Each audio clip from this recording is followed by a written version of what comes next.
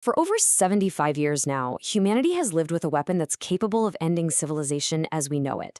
Nuclear proliferation, that's the spread of these weapons. It's this incredible story of science, of power, and of a constant, terrifying balancing act. So we're going to break down how we got here, who holds all the power, and why this threat is honestly more complicated today than it's ever been. So where does this all start? Well, it begins right here, in the middle of the New Mexico desert. This is the Trinity test, the first ever detonation of a nuclear device. And with a flash brighter than the sun and a power that was equal to 20,000 tons of TNT, the United States, just like that, kicked open the door to the atomic age. And it took less than a month for the world to see what this new power really meant. First in Hiroshima, and then in Nagasaki, nuclear weapons were used for the only time in human history. The devastation, it was just absolute. Bustling cities were turned into smoldering ruins in a blink of an eye. 129,000. That's the minimum estimate of the number of people who were killed in those two attacks. Mostly civilians. Gone. And that number, right there, is the reason we're talking about this today. It represents the immense, horrifying stakes of nuclear proliferation. All right, so here's our game plan. We'll start with the dawn of the atomic age. Then we'll meet the members of the exclusive nuclear club. After that, we'll get into the big debate over deterrence, look at the global push for control, and finally, we'll explore the challenges of our new nuclear age. So let's dive into our first section. Once the atomic age got started, the race to build bigger, more powerful weapons, well, it escalated almost immediately. And this slide just shows you the terrifying scale of that escalation. The first bomb was 20 kilotons. Okay, just 16 years later, the Soviet Union tested the Tsar Bomba, a 50 megaton weapon. Now, a megaton is 1,000 kilotons, so we're talking about a blast 2,500 times more powerful than the one that started it all. The Cold War arms race was officially on. So that arms race, it led to the creation of a very exclusive and, let's be honest, a very dangerous club. Let's move on and see exactly who holds the keys to the world's nuclear arsenals today. This map gives us a really fantastic overview of the situation. See all those nations in blue? They're members of the Non-Proliferation Treaty, or the NPT. That's the main global agreement to stop the spread of these weapons. They've all promised not to develop them. Now, the states in red are nuclear armed, but they aren't part of that treaty. And then you see North Korea in yellow, a totally unique case. They joined the treaty and then just left. So, yeah, it's complicated. So when you add it all up, that leaves 9 nations that we know have nuclear weapons. The first 5, the US, Russia, the UK, France, and China, are the original nuclear powers. Then later, they were joined by India, Pakistan, Israel, and most recently, North Korea, which, by the way, is the only country to have actually conducted a nuclear test this century. But you know, it's interesting. Proliferation isn't a one-way street. A few nations have actually gone the other way. South Africa built a small arsenal and then took it apart before ending apartheid. And after the Soviet Union collapsed, Belarus, Kazakhstan, and Ukraine all inherited nuclear weapons, but they chose to give them up.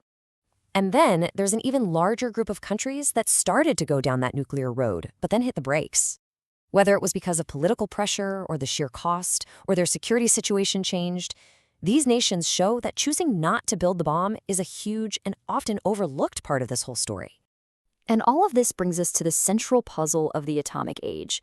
Has the existence of these horrible weapons somehow paradoxically prevented even worse wars? This is the big question. It might sound crazy, but it's dominated strategic thinking ever since 1949. That's when the Soviet Union tested its first bomb and ended America's nuclear monopoly. And the world has been fiercely debating the answer ever since. Okay, so this debate really boils down to 2 main arguments. On one side, you have the theory of deterrence. The basic idea is this: you won't attack me because you know I can hit you back just as hard. The logic is that this mutual threat of annihilation actually keeps the peace between major powers. But on the other side is the constant terrifying danger. As long as these things exist, there's always a chance of a global holocaust, whether it's by accident or on purpose. On top of that, this nuclear shield can actually encourage smaller wars, since the big powers are a lot less likely to get directly involved. So with that terrifying risk hanging over everyone's heads, it is no surprise that the international community has spent decades trying to put the nuclear genie back in the bottle. So let's take a look at that global race to control the bomb. This timeline just shows you how long this effort has been going on. It started literally right after World War II. It led to the IAEA, which monitors peaceful nuclear energy, and it banned atmospheric tests. But the cornerstone was in 1970 with that non-proliferation treaty we mentioned. It was this grand bargain. Non-nuclear countries promised not to build bombs, and in return, the nuclear countries promised to work towards getting rid of theirs. But here's the catch, and it's a huge one. That 2017 treaty, the one that wants to completely ban nuclear weapons, well, it hasn't been signed by a single one of the 9 countries that actually has them. Not one.